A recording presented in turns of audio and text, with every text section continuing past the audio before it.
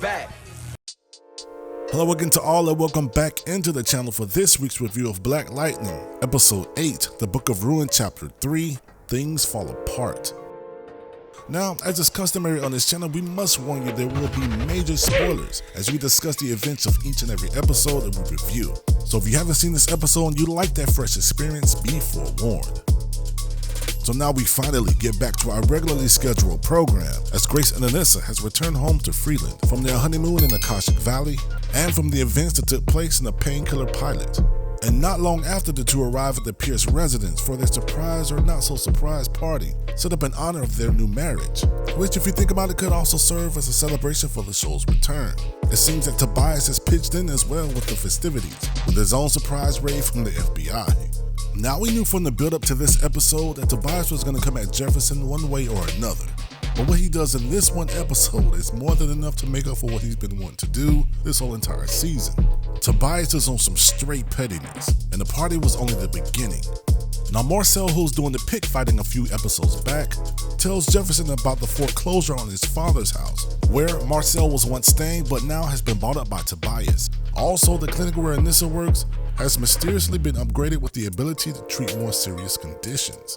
With just 5 episodes left, there's no telling how much power Tobias will actualize on Freeland and Jefferson unless Jefferson puts a stop to it. Now I must remind you, Jefferson did suggest that Lynn go undercover to kind of get a grasp of what Tobias was planning next, but we haven't seen it yet. Now in this episode, Jefferson does apologize about that, which I'm quite sure rubbed a lot of us the wrong way.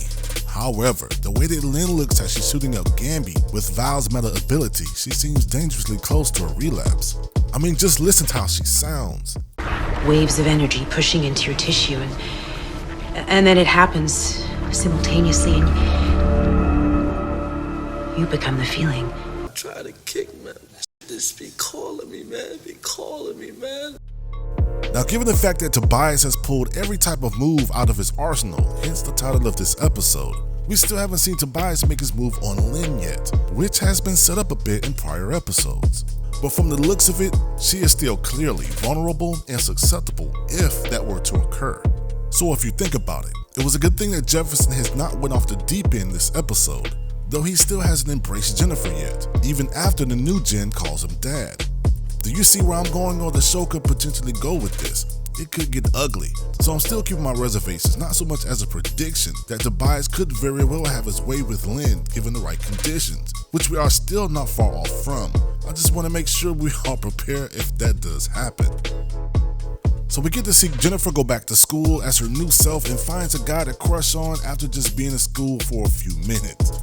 And we likewise get to see Grace and Jen in a scene together, even though Grace and Anissa does not tell Jen about Khalil, who does briefly appear in this episode and seems to be working with TC. So it might be a thing that Khalil might be a regular on the show, and hopefully he'll be used to take Tobias down in the end. But now the topic I want to switch to is the Cloak and Dagger situation with Gamby and Lauren.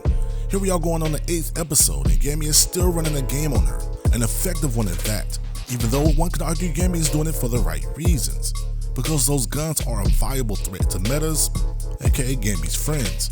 But the look in his eyes after he steals one of the power cells before they head off to dinner says it all. And at this point, I hope she doesn't find out, cause man, but where are the cameras at this whole time? Anyway. Now when Gamby returned to the sanctum, my first thought was that the fuel cell was the cause that dampened TC's and then Jefferson's power. And shout out to TC for being such an old school hip hop fan while still being so young. But now we know that Val has a meta nullify ability, which could uniquely come into play later on down the road in dethroning Tobias. Cause I'm gonna keep it all the way 100 and say this right now. I don't think Jefferson has enough juice to take down Tobias, at least currently as it stands. So now with that being said, we do get a chance to see Anissa and Grace's skills hold up against a League of Assassin killer in the form of Ishmael. And I'm gonna tell you right now, I do not appreciate how he did my dog from the first season in the drugstore. Man, RIP, Freeland is something else though. But that just about does it for this review. Stay tuned in the content minute for more reviews just like this one. And be on the lookout for our last Falcon and the Winter Soldier review, which will drop that Saturday. And until then, see you then.